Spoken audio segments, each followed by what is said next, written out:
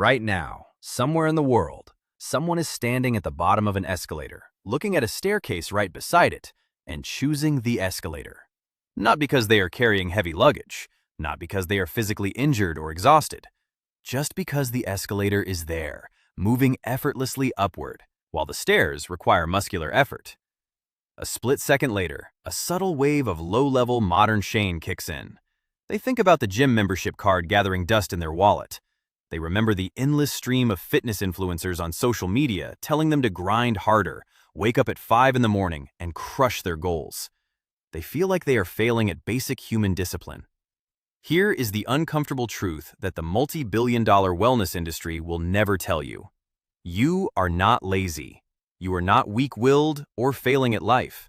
You are doing precisely what 2 million years of brutal natural selection programmed your body to do. If even one of your direct ancestors had volunteered to burn precious calories on unnecessary physical exertion during a harsh Paleolithic winter, their body would have run out of fuel, and you would not be here today to feel guilty about taking the escalator. The ancient hominid who is your direct ancestor, the one who survived saber-toothed cats and Ice Age blizzards, would have made the exact same choice. They would have chosen the escalator without a single second of hesitation, doubt, or guilt. Professor Daniel Lieberman, a renowned Harvard evolutionary biologist who has spent decades studying extinct hominids and living hunter-gatherers, points out a profound evolutionary paradox. Exercise, defined as voluntary physical activity performed solely for health with no immediate practical goal, is a completely modern invention. It did not exist for more than 99% of human history. Lieberman emphasizes that when modern humans avoid exercise, we label them as lazy, but they are actually exhibiting an ancient survival strategy. Your deeply embedded biological instinct during downtime is to be as motionless as possible. To understand why your brain is hardwired to resist unnecessary movement, you have to look at the brutal caloric math of prehistory. For almost all of human existence, food was scarce, unpredictable, and physically demanding to acquire. There were no supermarkets, no refrigerators, no IKEA comfort, and no food delivery apps. The calories you consume today were all you had, and tomorrow offered zero guarantees. In that volatile environment, every single calorie burned on non-essential movement was a direct threat to survival. Your body requires a massive energy budget just to keep your heart pumping, your brain functioning, and your immune system fighting off infections. In a world of caloric uncertainty, the hominid who conserved energy whenever possible outlived the one who wasted it. This impulse toward inactivity is far older than our species.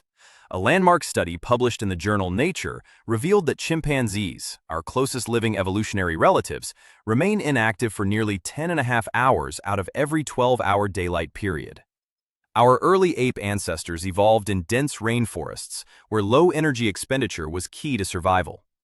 Around 7 million years ago, when global climate shifts transformed African rainforests into open savannas, early hominids evolved to walk upright on 2 legs. Bipedalism allowed us to travel vast distances while burning fewer calories, but the deep psychological preference for rest whenever rest was available remained encoded in our genome. Does this mean ancient humans sat around doing nothing? Absolutely not.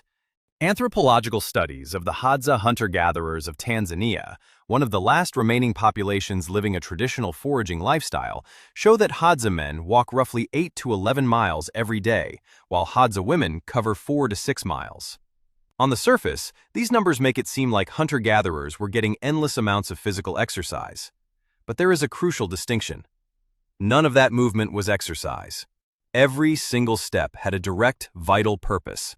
Walking to locate edible tubers, tracking game across the savanna, carrying heavy bundles of firewood, or hauling water back to camp. Dr. David Reichlin, an evolutionary anthropologist at the University of Arizona who tracks Hadza movement patterns using GPS sensors and accelerometers, discovered a strict biological rhythm. The Hadza move with incredible efficiency when work is required. But the moment the work is finished, they immediately stop and rest. They do not go for leisure jogs. They do not perform push-ups for fun. In fact, the Hadza language does not even have a word for exercise. They have words for hunting, for gathering, and for walking to water, but no word for moving your body solely for health. Between bouts of necessary work, ancient humans rested thoroughly, sitting on the ground, socializing, grooming one another, and napping during the hottest hours of the afternoon. In 2012, evolutionary anthropologist Dr. Herman Pontzer from Duke University published a groundbreaking study in PLOS1 that shocked the scientific community. Using the gold standard, doubly labeled water method, Pontzer compared the total daily energy expenditure of Hadza hunter-gatherers with office workers in the United States and Europe. Everyone expected the Hadza to burn significantly more calories per day due to their active lifestyle. The results were mind-blowing. After accounting for body size, the Hadza burned approximately the exact same number of total calories per day as sedentary Westerners. A hunter-gatherer trekking 10 miles across the African wilderness burns nearly the same daily calories as someone who sits at a desk for 8 hours and drives home in a car. How is this metabolic paradox possible? Pontzer introduced the Constrained Daily Energy Expenditure model, revealing that the human body operates on a flexible metabolic budget. When a person engages in high physical activity, the body compensates by turning down the energy allocated to other internal biological systems, such as systemic inflammation, stress hormone production, and background metabolic noise. Conversely, when a person remains seated all day, the body redirects that unused energy into elevated inflammatory responses and metabolic stress. Physical activity is vital for cellular health, but it does not dramatically increase total daily caloric burn because the human engine actively manages its energy budget. While prehistoric humans did not exercise, their mandatory daily labor sculpted extraordinary physical strength. A 2017 study led by Dr. Alison McIntosh at Cambridge University, published in Science Advances, analyzed upper arm bones from prehistoric female farmers who lived 7,000 years ago during the Neolithic era. The researchers compared their bone density to elite modern female athletes. The results revealed that Neolithic women possessed upper arm bones that were 11 to 16% stronger than the elite members of the Cambridge University rowing team, and nearly 30% stronger than average university students. Their bone strength was not built in a gym, but through thousands of hours of manual labor, grinding grain between stones and tilling soil by hand. If ancient humans rested so much, why is modern sitting so damaging to our health? The key lies in the structural difference between modern furniture and ancestral rest. When hunter-gatherers rest, they do not sink into soft, ergonomic recliners designed to eliminate all muscular engagement. They squat, kneel, or sit directly on the ground. Research shows that ground-based resting postures require continuous, low-level muscle activation in the trunk and lower limbs to maintain posture and balance.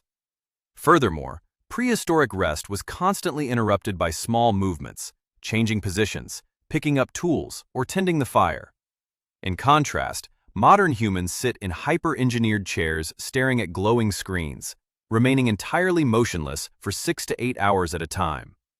This brings us to mismatch theory, one of the most important concepts in evolutionary medicine. The chronic diseases that dominate modern society, cardiovascular disease, type 2 diabetes, metabolic syndrome, hypertension, and systemic inflammation, are what Daniel Lieberman calls diseases of comfort. They are not random biological failures. They occur when a physiological machine, shaped by millions of years of physical demand, is suddenly placed in an environment where all physical demand has been engineered out of existence. Your cardiovascular and metabolic systems were designed under the implicit assumption that daily life would require continuous, low-intensity movement like walking and carrying. When those inputs are removed, the system degrades. The modern fitness industry has taken a legitimate biological need for movement and wrapped it in a toxic moral framework. We are told that sitting is a personal moral failing and that working out is a sign of superior willpower. But shaming people for their evolutionary instincts has completely failed as a public health strategy. It creates a destructive cycle of guilt, burnout, and inaction. You cannot override 2 million years of energy-conserving hardware with sheer guilt. The solution is not to beat yourself up for taking the escalator. The solution is to recognize the mismatch and redesign your environment to make light, functional movement an effortless, unavoidable part of your daily routine. The next time you find yourself choosing the elevator over the stairs or wanting to collapse onto the couch after a long day, remember that your body is not broken. Your brain is running an ancient, highly successful survival algorithm designed to preserve life in a world of scarcity. You carry the genetic blueprint of survivors who mastered the art of resting whenever possible. Honor that biological heritage, strip away the modern guilt, and focus on building a life where your body gets to move naturally, purposefully, and without shame.